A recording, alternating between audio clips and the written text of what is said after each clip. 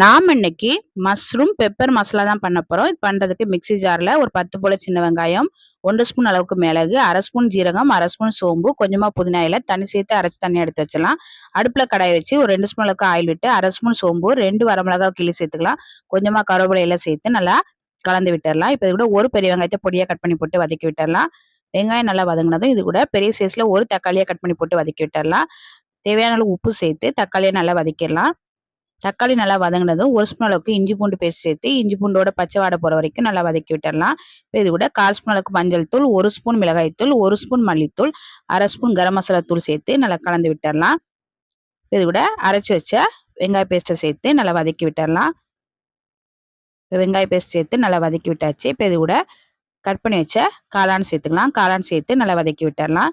இது கூட ஒரு 1/2 டம்ளர் அளவுக்கு தண்ணி சேர்த்து நல்லா கலந்து விட்டு மூடி போட்டு ஒரு 10 நிமிஷம் நல்லா வேக வச்சிடலாம். ஒரு 10 நிமிஷமா நல்லா வெந்து ரொம்ப டேஸ்டான மஷ்ரூம் பெப்பர் மசாலா ரெடி ஆயிருச்சு. இப்போ அடுப்பு ஆஃப் பண்ணிட்டு கடைசியாக கொஞ்சமாக மல்லியில சேர்த்து கலந்துட்டு இறக்கிட வேண்டியதான். இந்த மஷ்ரூம் பெப்பர் மசாலாவை சப்பாத்தியோட சைடிஷாக வச்சு சாப்பிட்டா ரொம்ப நல்லா இருக்கும். ட்ரை பண்ணி பாருங்க.